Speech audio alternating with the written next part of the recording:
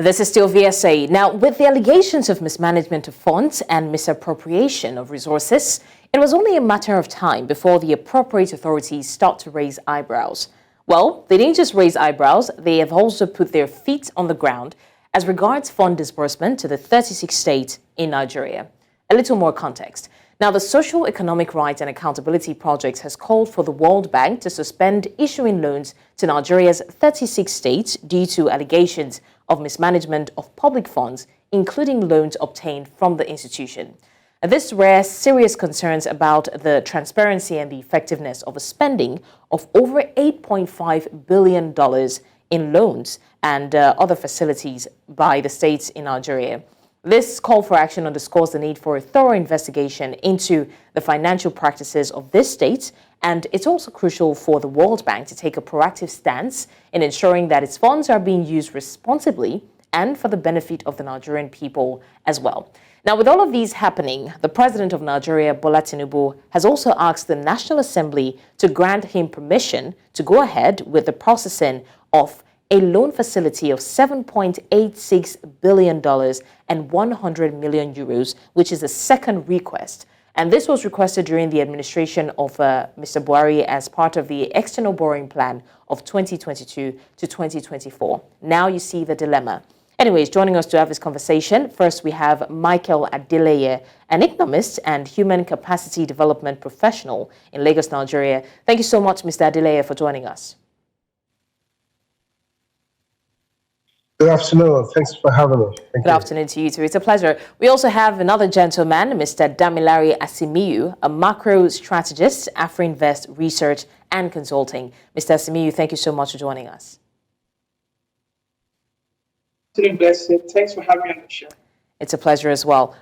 So, gentlemen, we are talking about the issue of loan request, what SERAP has said, and looking at the recent development with Tinubu also asking for approval for about $7.8 million. I'm going to start with you, Mr. Adeleye. What is your thought on Tinubu's request for another loan approval? Thank you very much, and good afternoon, viewers. Going for a loan by the government of a state is not a really problem. But the issue or the question is what the loans are going to be used for, and the length and breadth of the loan itself, and also the purpose of the loan. Now, if we look back about 2 years ago, during the last administration, the DMO actually informed the public and informed us that we're actually at the level where we should be looking at servicing our loan, and we shouldn't be going for more loans as a state or as a country. Now, with this new loan, I mean, according to the president, it was meant to be, or it's meant for infrastructural development and all sorts for the country.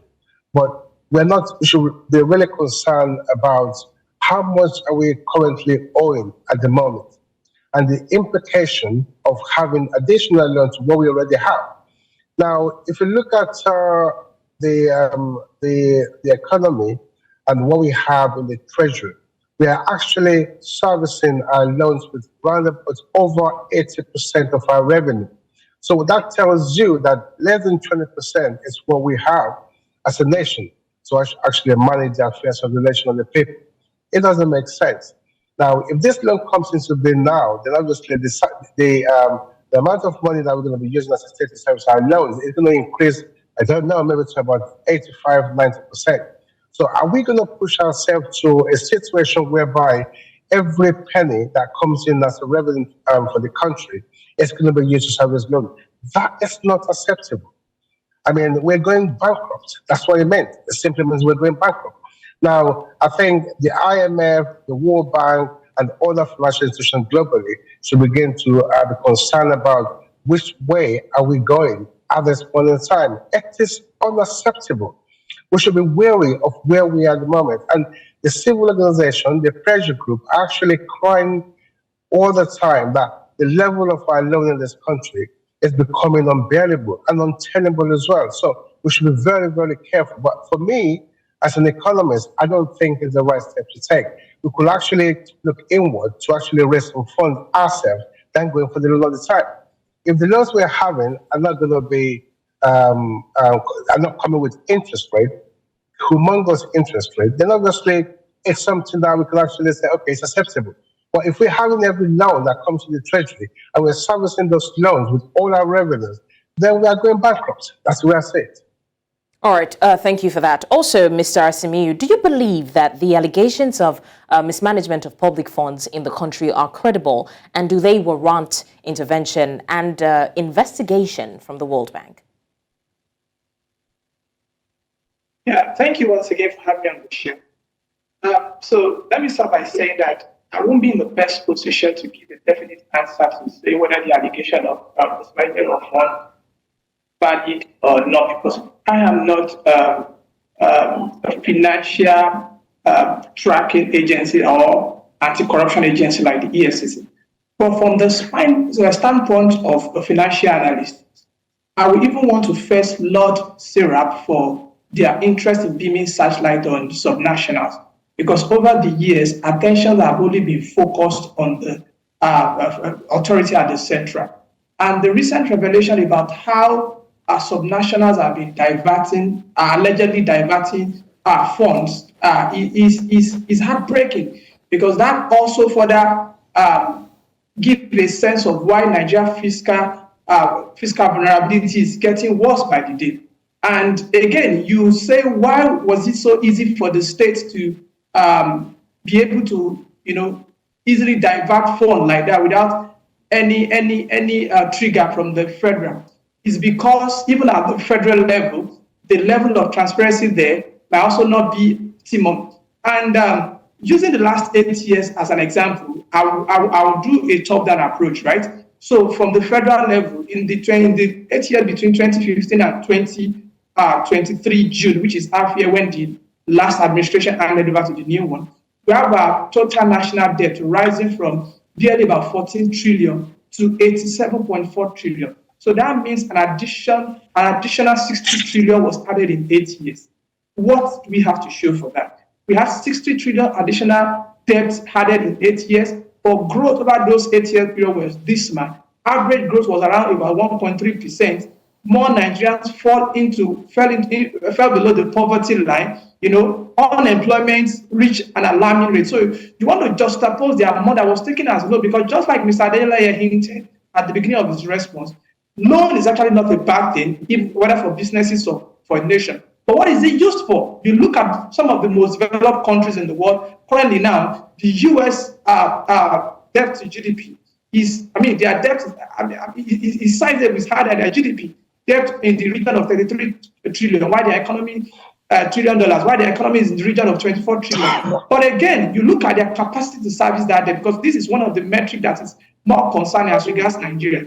As of half year this year, which is also in corroboration with what Mr. Adeleye mentioned the other time, Nigeria was using 99% of its own revenue to service debt. So meaning that there's actually nothing left to even drive recurrent expenditure. So it means that bulk of the salaries and recurrent spending that the government had done in the first half of this year were via borrowing. So if you now cascade that to subnational levels, right? We did a study not quite long, and we observed that, save for Lagos and Ogun State and Rivers, there is no other subnational that generates on their own up to 50% of the money they spend on budget.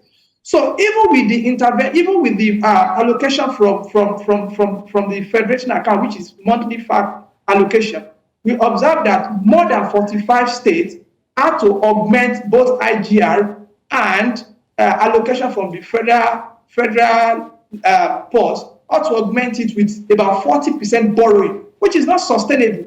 You cannot continue to borrow 40% of what you spend annually. And what is even more interesting is the fact that Nigeria has the habit of driving what we call incremental budget. Last year budget is 8 trillion. This year it must go to 9 trillion. Without checking the 8 trillion that was budgeted for last year, how was it spent? And so because these checks and balances was not, it cannot be found anywhere, both at the federal and state level. That is why we are seeing ourselves where we are. So many states now have the size of their debt about 8-fold of their revenue, so which puts them in a very a tightrope in terms of paying. And that is why anytime there's a problem with the national post, especially when oil revenue is not coming in, you begin to see subnationals making noise, shouting, because instead of them being innovative or creating environment for business to thrive in their state and generate IGR, the focus is on the central post. It's on that free money that comes every month. And the usage also has also not been very encouraging. So this is a picture of the reality of what is in Nigeria. And until we begin to be disciplined, both at the federal and state level, we might not survive the coming fiscal quagmire that is right ahead of us.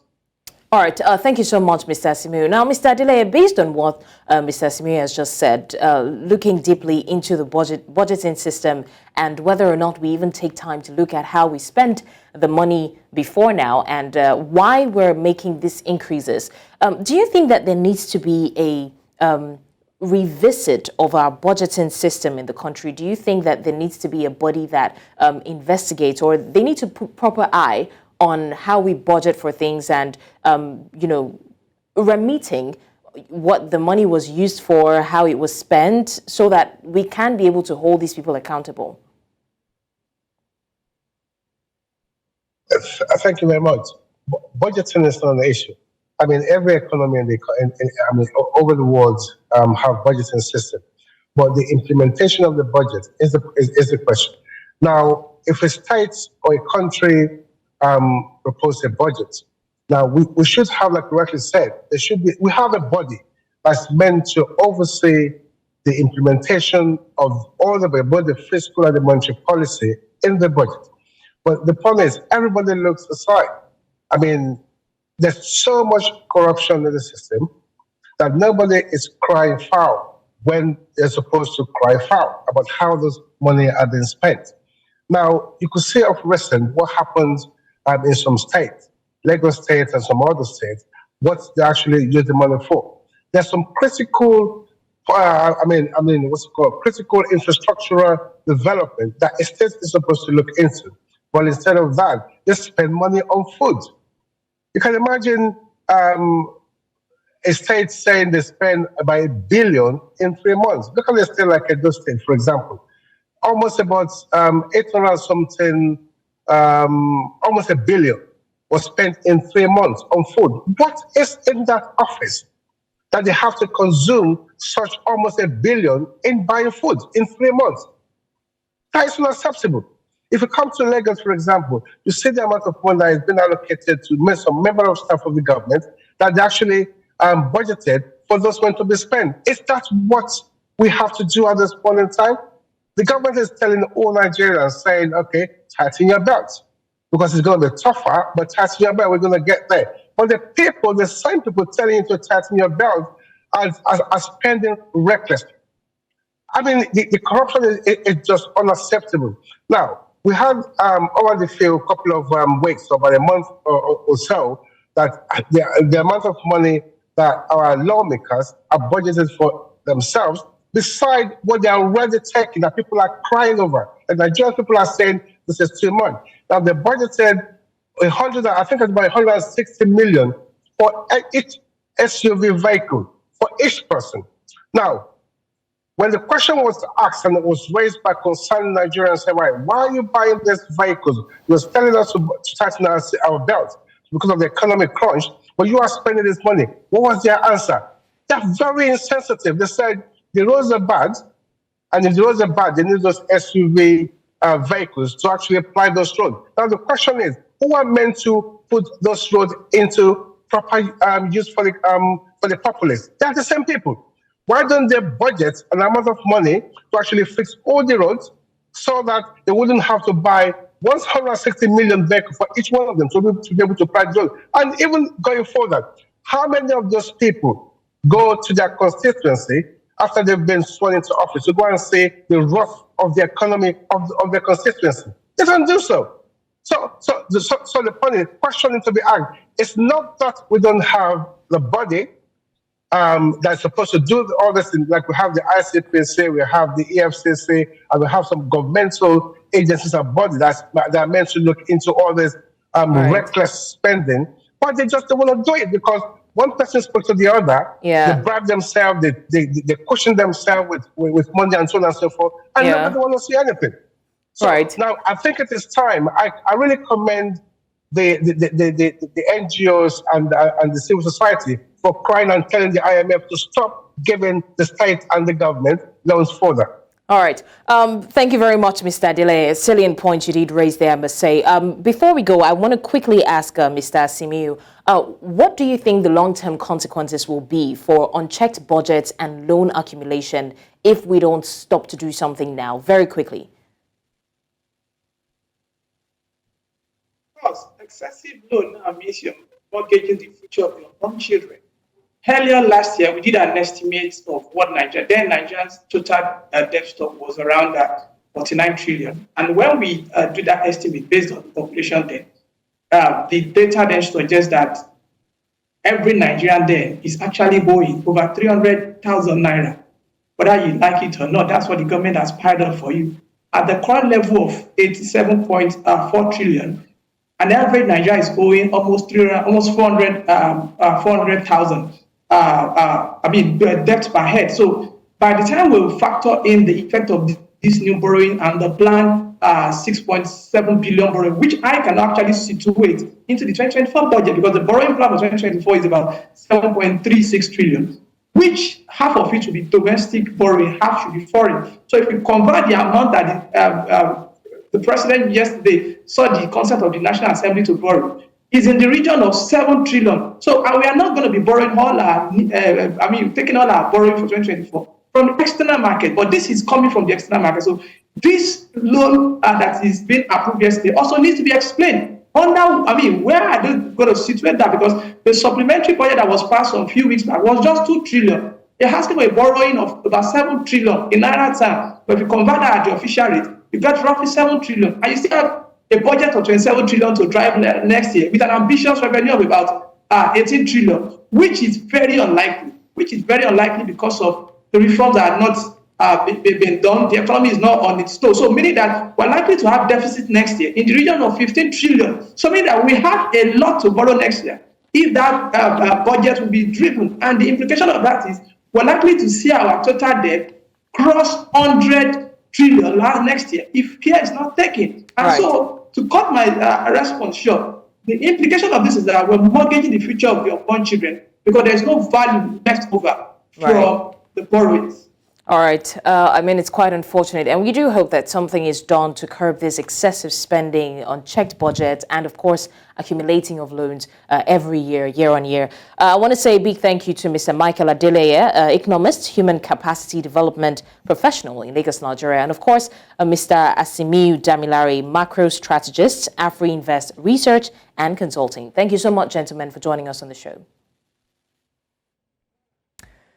Well, this has been VSA, and this is where we draw the curtain. We have discussed extensively two very salient issues bordering Nigeria, and of course, do well to join us again in our subsequent episodes as we deal with issues across the African continent. Thanks again for tuning in, and do stay with us as the news comes up next. My name is Blessings Mosugu. Thanks for watching.